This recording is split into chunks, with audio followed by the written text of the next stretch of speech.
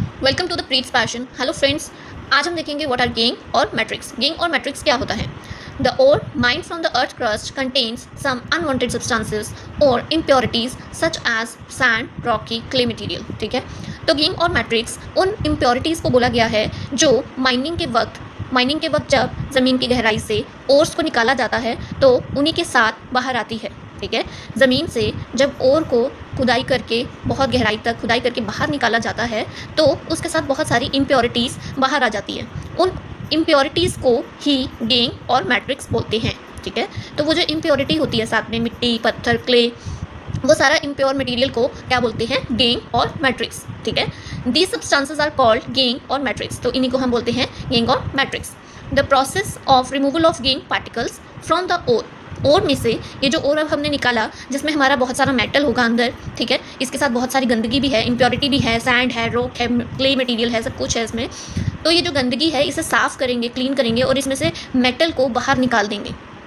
तो ये जो रिमूवल है, ठीक है, गंदगी को रिमूव करने का ये जो प्रोसेस है इसे हम बोलते हैं कंसंट्रेशन ऑफ ओर। ठीक है, और रीड्रेसिंग ऑफ ओर, यानी कि ओर को कंसंट्रेट करके क्लीन किया जाता है, रीड्रेसिंग की जाती है। ठीक है, redressing of ore, concentration of ore. ठीक है, the process of removal of gangue particles from the ore is called concentration of ore और रीड्रेसिंग ऑफ ओर। अब इसके कुछ मेथड्स हैं।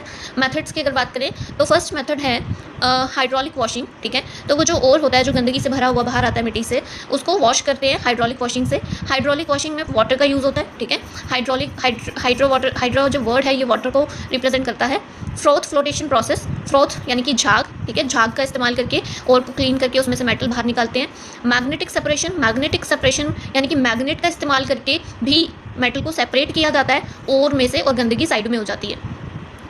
केमिकल सेपरेशन, ठीक है, केमिकल सेपरेशन यानी कि केमिकल का यूज़ करके गंदगी को बाहर निकाला जाता है और मेटल जो है साफ़ हो जाता है, साफ प्योर मेटल बाहर आ जाता है।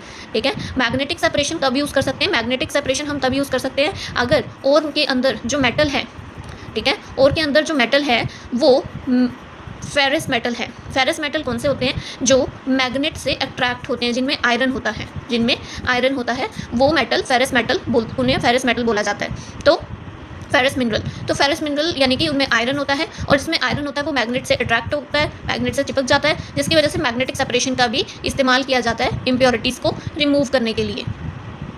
तो ये थे methods of cleaning ore and what are gangue और मैट्रिक्स। Thank you.